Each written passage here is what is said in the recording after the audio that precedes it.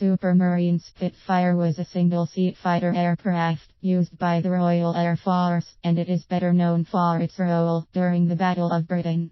Though the Luftwaffe wasn't fought off solely by this aircraft, most people regarded, and many still consider, the Supermarine Spitfire as the main and most powerful weapon against the German airplanes at that time.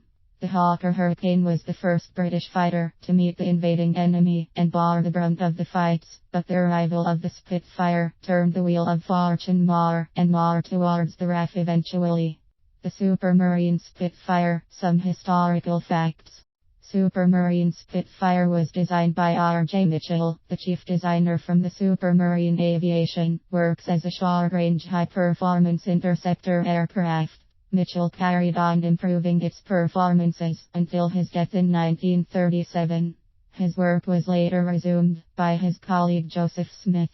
The elliptical wings, with a thin cross-section, allowed the Spitfire to reach a speed higher than any other fighters from that time, including the Hawker Hurricane.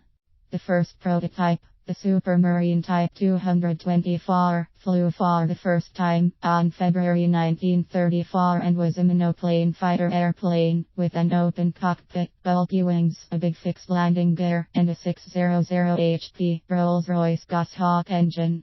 The results weren't satisfactory, so the team led by Mitchell went back to the design desks to improve this first project.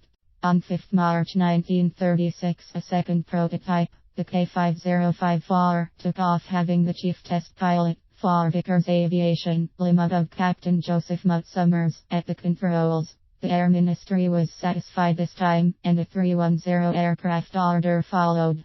Shortly afterwards, Reginald Mithkill died of cancer on 11 June 1937, after he offered his country the most beautiful fighter of its time. The Supermarine Spitfire saw action for the first time during the Battle of Britain, June 1940, May 1941. This is the conflict that created the aura of British ultimate fighter for the Spitfire. Of course, it is an exaggeration actually. The Luftwaffe was repelled by the Hawker Hurricane Spitfire tandem, and not by a fighter alone. The fast-moving and agile Spitfire was designed to attack the escort fighters, while the Hurricanes, not as fast but stronger, was engaging the bombers.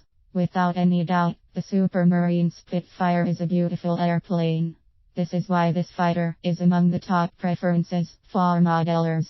Without any exaggeration, every generation of modelers enjoyed building the Supermarine Spitfire in countless variants, starting from the days of its glory up to the moment when this wonderful warbird retired as exhibits into museums.